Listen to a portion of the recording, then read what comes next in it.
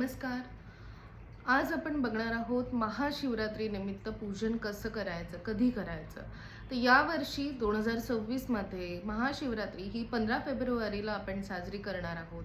शिवरात्रीची तिथी ही 15 फेब्रुवारीला संध्याकाळी 5:05 सुरू होतीये आणि 16 फेब्रुवारीला संध्याकाळी 5:30 वाजता तिथीची समाप्ती होतीये. त्यामुळे महाशिवरात्रीचा उपवास, पूजा, अभिषेक हे 15 फेब्रुवारीलाच होणं योग्य असणार आहे. आता अभिषेक करताना किंवा महादेवांचं शिवरात्रीच्या दिवशी पूजन करताना कोणत्या पद्धतीने झालं पाहिजे.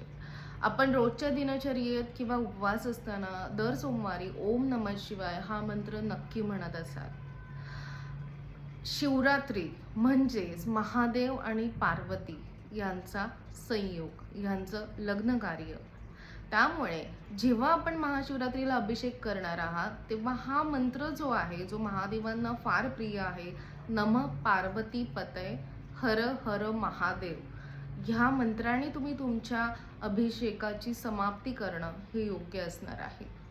तसेच ओम नमः शिवाय हा मंत्र तुम्ही 11, 21, 51, 101 वेळा देखील म्हणू शकता. आपण जेव्हा महादेवाच्या शिवपिंडीला अभिषेक करतो, जसं की पाण्याने, दुधाने किंवा पंचामृताने, शिवपिंडीला अभिषेक घातल्यानंतर ते पाणी शिवपिंडीचं जे निमुळतं टोक असतं ते उत्तर दिशेला येतं आणि अभिषेक तिथे संपन्न होतो. त्यामुळे घरामध्ये, मंदिरामध्ये जेव्हा तुम्ही शिवपिंडीला अभिषेक करणार आहात, तुमचं तोंड हे उत्तर किंवा पूर्व दिशेला असणं हे योग्य असणार आहे, जिथे आपण शास्त्रोक्त पद्धतीने अभिषेक केला असं म्हणू शकतो आणि तो अभिषेक सफल देखील होतो.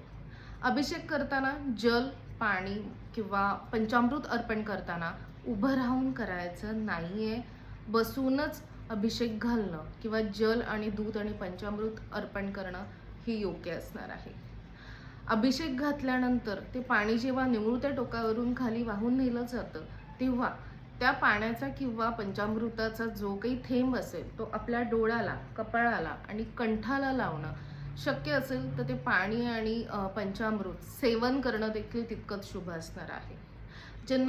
ज्या लहान मुलांना किंवा मोठ्या व्यक्तींना देखील नजरबाधेचा दोष आहे, त्या दिवशी शिवपिंडीवर झालेल्या अभिषेकांपैकी काही साहित्य असेल, जसं की फूल, अक्षता, हे तुम्ही त्या व्यक्तींवरून 5 किंवा 7 वेळा उतरवून टाकलं तर त्याने नजरदोष हा निघू शकतो.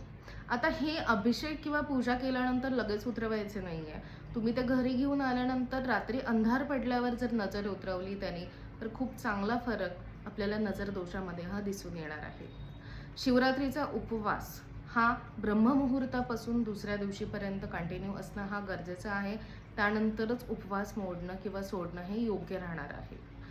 शिवरात्रीला पांढरे वस्त्र परिधान करून केलेला अभिषेक हा फार शुभ मानला जातो. अगदीच पांढरं वस्त्र घालणं शक्य नसेल तर तुम्ही कोणत्याही रंगाचं, परंतु स्वच्छ आणि नवीन वस्त्र असेल तर खूप योग्य त्याचं स्वरूप अभिषेकाचं राहणार आहे. महादेवांना कोणता नैवेद्य दाखवायचा, तर उपवास हा आपला असतो, उपवास हा देवांचा नसतो, जसं मी नेहमी सांगते. त्यामुळे महादेवांना प्रिय असणाऱ्या कोणत्याही वस्तू तुम्ही त्यांना नैवेद्य स्वरूपात दाखवू शकता. अभिषेकाचं जल, दूध, पंचामृत याच्यामध्ये बेलपत्र आणि अक्षता असणं हे फार आवश्यक आहे. आणखीन एक महत्त्वाची गोष्ट की हळदी कुंकू हे महादेवाच्या शिवपिंडीवर वाहत नाहीत किंवा अभिषेकाच्या जल किंवा दुधामध्ये देखील घालत नाहीत, कारण महादेव हे वैरागी होते. त्यामुळे हळदी कुंकू शक्यतो वाहायचं नाहीये. भस्म तुम्ही वाहू शकता, लावू शकता, त्याचा तुम्हाला भरपूर छान फायदा हा होणार आहे. महाशिवरात्रीच्या सर्वांना खूप खूप शुभेच्छा. शिवरात्रीच्या पूजनासंदर्भात काही आणखीन प्रश्न असेल तर तुम्ही खाली दिलेल्या नंबरवर नक्की संपर्क करू शकता. थँक्यू.